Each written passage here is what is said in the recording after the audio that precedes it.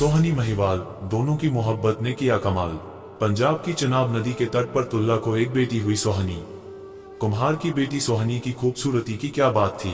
उसका नाम भी सोहनी था और रूप भी सुहाना था। उसी के साथ एक मुगल व्यापारी के यहाँ जन्म लिया, इज्जत बेग ने, जो आगे जाकर महिवाल कहलाया।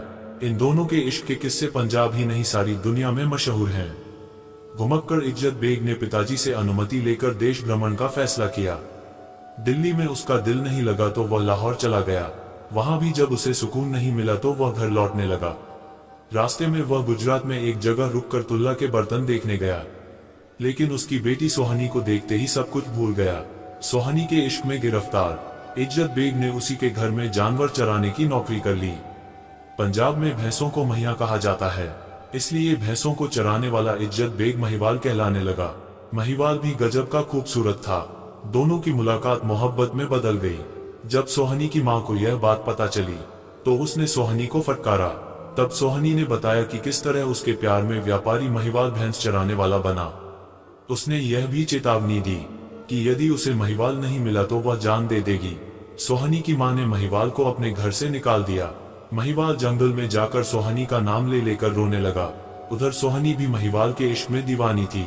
उसकी शादी किसी और से कर दी गई, लेकिन सोहनी ने उसे कबूल नहीं किया। उधर महिवाल ने अपने खूने दिल से लिखा खत सोहनी को भिजवाया। खत पढ़कर सोहनी ने जवाब दिया कि मैं तुम्हारी थी और तुम्हारी ही रहूंगी। जवाब पाकर महिवाल ने साधु का भेष बनाया और सोहनी से जा मिला।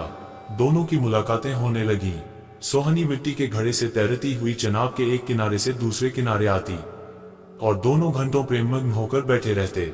इसकी भनक जब सोहनी की भाभी को लगी तो उसने सोहनी का पक्का घड़ा बदलकर मिट्टी का कच्चा घड़ा रख दिया।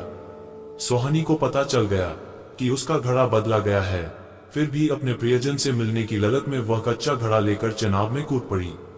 कच्चा घड़ा डूब गया और वह भी पानी में डूब गई। दूसरे किनारे पर पैर लटकाए महिवाल सोहनी का इंतजार कर रहा था। जब सोहनी का मुर्दा जिस्म उसके पैरों से टकराया, अपनी प्रियतमा की ऐसी हालत देखकर महिवाल पागल हो गया। उसने सोहनी के जिस्म को अपनी बाहों में थामा और चिनाब की लहरों में गुम हो गया। सुबह जब मछुआरों ने अपना जाल डाला तो उन्हें अपने जाल में सोहनी महिवाल के आबद जिस्म मिले, जो मरकर भी एक हो गए थे। गांव वालों ने उनकी मोहब्बत में एक यादगार स्मारक बनाया, जिसे मुसलमान मजार और हिंदू समाधि कहते हैं। क्या फर्क पड़ता है, मोहब्बत का कोई मजहब नहीं होता। आज सोहनी और महिवाल भले ही हमारे बीच ना हो, लेकिन जिंदा है उनकी अमर मोहब्बत। तो दोस्तों, ये कहानी आपको कैसी लगी तो हमें कमेंट बॉक्स में कमेंट करके जरूर बताएं और साथ में वीडियो को लाइक कर अपने दोस्तों को शेयर करें। धन्यवाद। अपना ख्याल रखें।